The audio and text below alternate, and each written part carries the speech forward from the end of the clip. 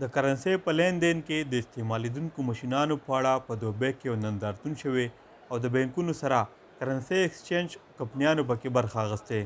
د کرنسۍ کاروبار کوونکي ویو ویډیو ته ویلي دوبۍ ته د سلګونو هیوادونو خلک راځي او د بېلابېلو هیوادونو کرنسي پکې ملاویږي، نو دوی د داسې جدید ماشینانو استعمال کوي کسټمرو له په کارډ سویپ ماشینانو کرنسي بدلوي.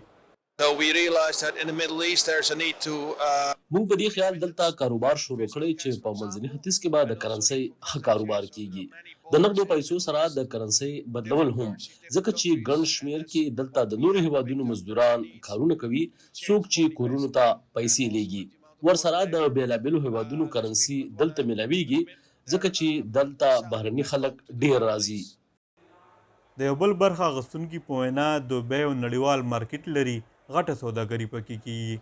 داسې کې د پیسو د لین دین لپاره د ډیجیټل طریقو استعمال زیات کیږي، بل داسې غونډو کې مجموعي کاروبار ته ډیره وده ملاویږي. दूसरा एक्सपोर्ट के लिए बहुत په داسې نندارتونونو کې ایکسپورټ ته ډېر لاره ورېږي. هر کال چرته نه چرته نوې کارخانې کولاویږي او هغه خلک دلته راځي، نو زموږ کاروبار ورسره شروع کیږي.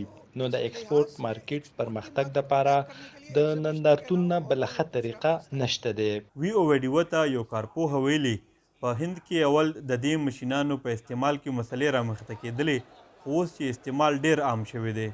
If you go, you can see all the kind of که تاسو وګورئ نو ډیر زیات سویپینګ ټرمینل ماشینان کوم چې الکترونیکي ډیټا باندې پیسې اخلي استعمال یې په هند کې ډیر سیوا شوی او که اوس څوک چرته هم ځي نو 40 میلیونه ماشینان کار کوي او خلک په اسانه پیسې ورکولی شي. کرنسۍ په کاروبار کې د غیر قانوني پیسو لار نیول یو مهم چیلنج ګڼل کیږي، خو د کرنسۍ کاروبار کوونکي وایي اوس داسې ماشینان استعمالیږي چې د کسټمر اصلي شناخت کولی شي.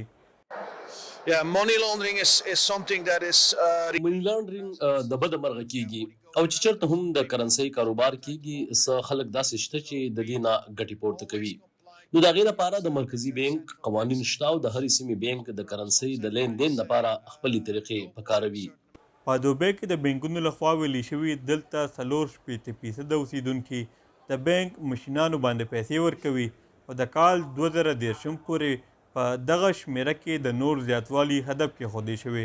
بلخوا د ورلډ اکنامک فورم د یو ریپورټ تر مخه په ډیجیټل طریقو د پیسو په لین دین باندې د سایبر حملو امکان زیات وي او د احتیاط نه کولو له وجې د اکاونټ هیک کېدلو خطره لا شتون لري، نو په ډیرو هیوادونو کې استعمال کم دی. عرفان بهادر، وایس اف امریکا، ډیوا، یو ای.